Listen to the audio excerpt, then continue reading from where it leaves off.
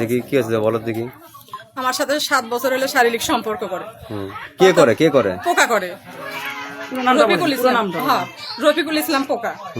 আমার সাথে শারীরিক সম্পর্ক করে, আমাকে বিয়ের প্রলোভন দিয়ে আমাকে বিয়েও করছে, কিন্তু এখন স্বীকৃতি দিচ্ছে না। আচ্ছা, বিয়ে করতে কোনো কাগজপাতি নাই, কাগজপাতি দেয়নি। আমাকে বলছে যে আমার বাড়ির জমি দলিল হলে আমি তোমাকে কাগজপাতি করে আমার বাড়িতে আমি তোমাকে নিয়ে যাবো, যতদিন না নিয়ে যাবো। আপনার যে বিয়েটা হয়েছে সেটা কোন কাজের মাধ্যমে? কোন কাজী না হুজুর ডেকে? সেটা হুজুর ডেকে, ওই একটা হুজুর ডেকে বিয়ে সে হুজুরের বাড়ি কোথায়? সে হুজুরের বাড়ি আপনার হচ্ছে বগুড়া খান্দার। হ্যাঁ খান্দার। তারপর কি হয়? তারপরেও আমার সাথে যাওয়া আসা করে, আমার সাথে শারীরিক সম্পর্ক করে। আমি যদি ওর থেকে খরচাপাতি চাই, আমার রোজগার কম, খরচাপাতি নেই। আচ্ছা, এটা কি শুধু আপনার ভিতরে সীমাবদ্ধ না, এলাকার সবাই জানে? এলাকার সবাই জানে। ওই এলাকার সবার কাছে বলছে, আজকে বলিছে যে না ওই আমাকে বলবে কাছে, সেজন্য আমি বলছি। আচ্ছা, তাহলে আপনি সাথে বলতে বললো আর আপনি বললেন, এটাতে কেমন ধরনের কথা? হ্যাঁ, আর আমার কাছে কালকে রাতে গেছে ফোন দিয়ে, তাই নাকি বলছে যে আমি তাকে জোর জুলুম ভাবে আমার বাড়িতে নিয়ে তাকে নির্যাতন করছি, মারপিট করছি।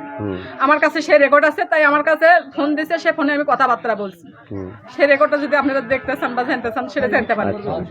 হ্যাঁ, আপনি তো আমার তো মনে হয় যে আপনি এলাকার পার্শ্ববর্তী এলাকা, তাই না? আমি পার্শ্ববর্তী এলাকা। আর আপনি তো সবকিছু তো পোকার সম্পর্কে সবকিছু তো আপনি জানেন। হ্যাঁ, সবকিছু জানি। তাই কেমন ভালো মানুষ না খারাপ মানুষ, বা আসলে সে কি অনৈতিক কর্মকাণ্ডের সাথে জড়িত বিগত দিন থেকে, এটা কিন্তু আপনি ভালো জানেন। হ্যাঁ, তা ভালো জানি, কিন্তু তাই ছিল যখন আওয়ামী লীগ সরকার ছিল তখন প্রায় 5 নম্বর ওয়ার্ডের সেক্রেটারি ছিল। তখন তার প্রতাপ সেই ভালো সম্পর্ক, মানে তাকে দেখে সবাই সম্মান করেছিল আর কি। এখন তাই দুর্বল হয়ে আছে, আমাকে আর স্বীকৃতি দেয় না। এখন মনে ভাবিচ্ছে যে ওটা আবার কি। আচ্ছা, আমরা তো টুকটাক জানি যে সে নেশাও করতো। হ্যাঁ, নেশাও করে। কি নেশার ব্যবসার সাথে জড়িত? হ্যাঁ, নেশার ব্যবসার সাথেও জড়িত। এটা কি আপনি কনফার্ম? হ্যাঁ, আমি কনফার্ম। আপনি জানেন শুনে আপনি এত বড় ফাঁদে পা দিলেন কেন? এখন করতেছে। আমার সাথে যখন তার সম্পর্ক ছিল তখন এটা করেনি, তখন তাই শুধু নিজের বিবেককে কন্ট্রোল রাখার জন্য একটু একটু নেশা করেছি। কিন্তু এখন তাই করতেছে। আপনাকে না পাওয়ার বেদনায় নেশা করতেছিল না কি? এখন তাই কিসের জন্য করতেছিল তা জানি না। এতদিন হলো আপনার সাথে সম্পর্ক, তো আসলে অনেক কিছু জানার কথা আপনার। আমি জানি, যেটুকু জানি সেটুকুতে বললাম যে আমাকে না হলে ওর চলেই না, অস্থির হয়ে যায়। তারপরও তার বউ বাচ্চা অনেক সালিশ করে, যখন নিকা করছে বিয়ে করছে তার কাছে স্বীকার দিতে হয় না, স্বীকার করে না। মসজিদের সবার কাছে যায়, স্বীকার করছে।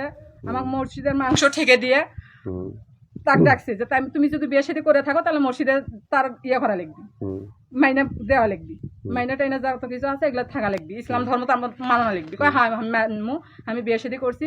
আমার মসজিদের 80 ঘর লোক সবাই জানে, ওই 80 ঘর লোকের মধ্যে সবাই জানে।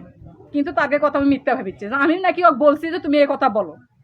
একজনকে বললি, একটা ছেলে মানুষকে বললি, একটা আমি নাকি বলছি যে তুমি এই কথা বলো, সে কথা আমি বলছি। আমি এখন এই কথা বলতেছি। তাছাড়াও ওই যে আমার সাথে শারীরিক সম্পর্ক করছে তার একটা ভিডিও আছে। কারণ আমার সাথে কালকে যে কথা বলছে, এটা কি আপনার শারীরিক সম্পর্ক করার সময় কি ভিডিও আছে না? হ্যাঁ, শারীরিক সম্পর্ক করার সময় ভিডিও আছে। এটা কি ও ইচ্ছাকৃতভাবে করছে না আপনি মানে সেফটির জন্য করছেন? আমি তাই ইচ্ছাকৃত ভাবেই করছে। যখন আমি ভিডিওটা করছি তাইও করছে, কিন্তু তার মোবাইল থেকে ডিলিট করছে কি না তা আমি জানি না। আমার দাঁত আছে। আচ্ছা, ঠিক আছে। তাই যে করেছে, তার হাতে মোবাইল আছে, তার আলো আছে, এখন আপনি চাওয়াটা কি? আমার চাওয়া যে আমার বউ হিসেবে মানে লিখ, এটাই আপনার চাওয়া? এটাই আমার চাওয়া। তাই বিয়ে করছে, আমার বউয়ের দাবি দেব, আমি তার বউ, তাই আমাকে মানে লিখ, যে স্বামী হিসেবে আমি মানে নিলাম। আচ্ছা, ঠিক আছে। এটাই তার বাড়ি? হ্যাঁ, এটাই তার বাড়ি। এটা সরকারি বাড়ি? আমি ওই বাড়িতে গেছিলাম, আমাকে অনেক মারপিট। আমি নিরাপত্তার জন্য এই বাড়িতে গেছি। হ্যাঁ, গুচ্ছি গ্রামের বাড়ি এটা। আর ওই বাড়িটা একদম ভাঙাচুরা ভাই। ওই বাড়ি আমি দেখছি বা চিনি। যাই হোক, আমরা এসেছি হলো আপনার আন্তর্জাতিক মানবাধিকার কমিশন IRC বাংলাদেশ ট্রাস্ট থেকে। আমরা দেখি আমাকে স্ত্রী হিসেবে মেনে নিল, আমার দাবি একটা, তাই আমাকে প্রতিবেদন করে আপনার জন্য কি করতে পারি আমরা প্রশাসনের সাথে কথা বলবো ইনশাআল্লাহ। দেখে আপনার জন্য ন্যায় বিচার পান। তাই আমার কালকে রাতে তাই আমার বাড়িতে গেছেন, তাকে একটা কথাই বলছি যে তুমি আমার খরচাপাতি দাও, আর না হলে তোমার বাড়িতে নিয়ে যাও।